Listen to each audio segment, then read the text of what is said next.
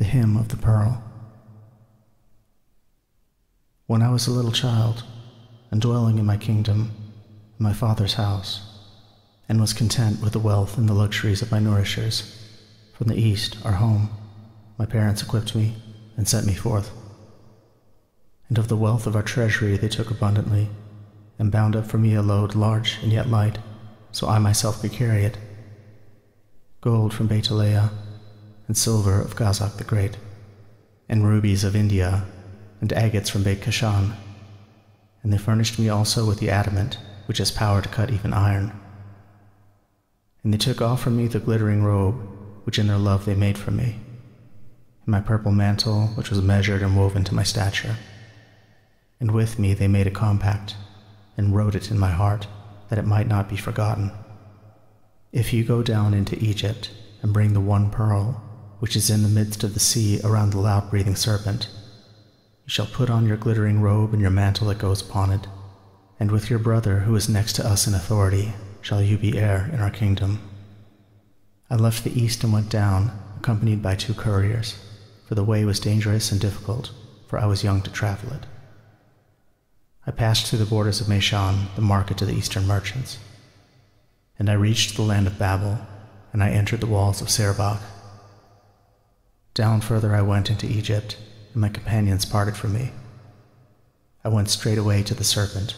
I settled near his abode, waiting until he should slumber and sleep, and I could take my pearl from him. I was alone there, yes, all alone, a stranger to my fellow lodgers. Then I saw there a freeman from the land of the east, my kinsman, a young man, fair and well-favored, a son of nobility, and he came and joined me. I made him my chosen companion and comrade with whom I shared my wares.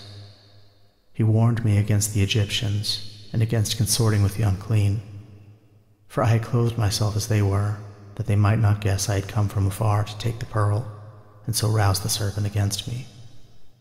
But in some way or another they learned I was not of their country. They dealt with me treacherously and gave me their food to eat. I forgot that I was the son of a king, and became a slave to their king. I forgot all concerning the pearl for which my parents had sent me, and from the heaviness of their food I sank down into a deep sleep. All these things that befell me my parents perceived and were grieved for me. And proclamation was made in our kingdom that all should hasten to our gate, kings and chieftains of Parthia and all the princes of the east. And they came to a plan on my behalf that I should not be left down in Egypt. And for me they wrote a letter, and to it each noble said his name.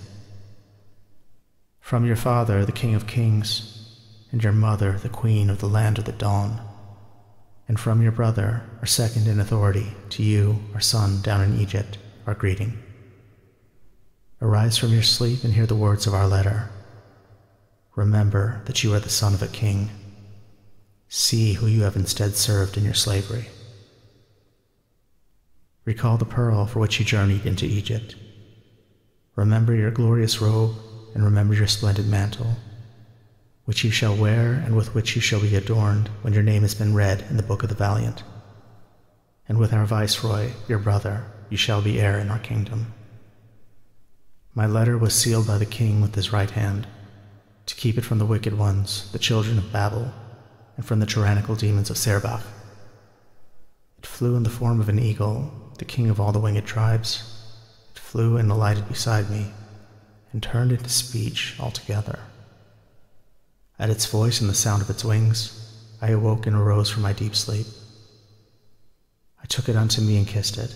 I loosed its seal, and I read it. Even as it had been traced on my heart were the words of my letter written. I remembered that I was the son of a king, and my nobility reasserted itself. I remembered again the pearl for which I had been sent down to Egypt. And I began then to charm him, the terrible loud-breathing serpent. I hushed him asleep and lulled him to slumber, chanting over him my father's name, the name of our second in power, my brother, and that of my mother, the Queen of the East.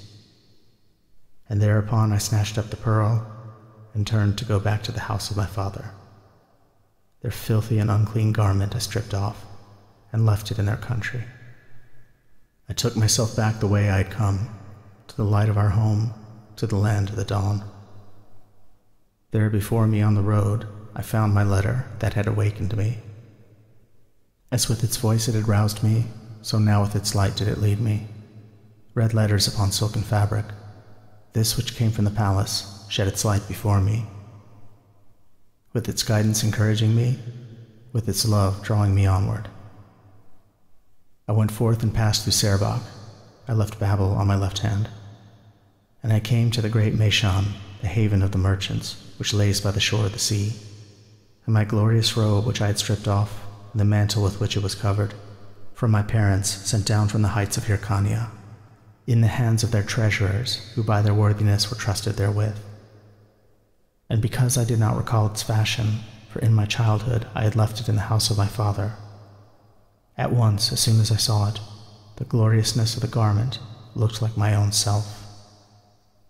I saw it in all of me, and I saw myself in all of it, that we were two in distinction, and yet again one in one likeness.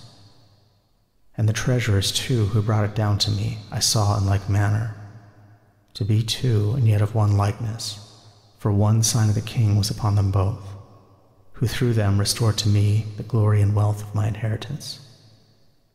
My decorated robe, which was adorned with sparkling splendid colors, with gold and beryls, chalcedonies, iris-colored opals, rubies and agates, with sardonyxes of every hue, and it was skillfully worked in its home on high, and with adamantine clasps were all its seams fastened. And the image of the King of Kings was embroidered and depicted in full all over it, and like the stone of the sapphire, it was wrought in a motley of color. And I also saw that all over it the motions of Gnosis were working, and I saw further that it was preparing to speak. I heard the sound of its tones, which it whispered, saying, "Behold him who is active in deeds, for whom I was prepared before the Father. I too perceived in myself that according to his labors my stature has increased." And with kingly movements it flowed towards me, and within the hands of its givers it hastened that I might take it. And love urged me forward to run to meet it and receive it, and I stretched myself forth and took it. With the beauty of its colors I adorned myself, and I wrapped myself wholly in my mantle of brilliant hues. I clothed myself with it and went up to the gate of salutation and homage. I bowed my head and gave worship to the majesty of my Father who sent it, for I had accomplished his commandments, and he too had done what he had promised. And there at the gate of his descendants I mingled with his princes, for he had received me with gladness, and I was with him in his kingdom, and with sweet-sounding voices all of his servants gave praise. He had promised that he would accompany me swiftly to the court of the King of Kings, and taking with me my offering and my pearl, should present myself with him to our King. The hymn of Judas Thomas the Apostle, which he spoke in prison, is ended.